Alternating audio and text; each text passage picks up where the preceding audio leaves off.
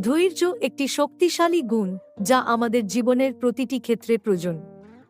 যখন আমরা কঠিন সময়ের মুখোমুখি হই, তখন ধৈর্য আমাদেরকে স্থির থাকতে সাহায্য করে।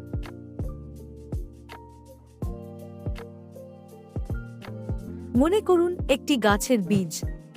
প্রথমে এটি মাটির নিচে থাকে অন্ধকারে, কিন্তু ধৈর্য ধরে সময়ের সাথে সাথে এটি বেড়ে ওঠে, সূর্যের আলো পায় এবং একদিন একটি সুন্দর গাছে পরিণত হয়। আমাদের জীবনে অনেক সময় আমরা দ্রুত ফলাফল চাই, কিন্তু প্রকৃতির মতো আমাদেরও ধৈর্য ধরতে হবে। সফলতা আসে ধীরে ধীরে, কঠোর পরিশ্রম এবং অধ্যবসায়ের মাধ্যমে।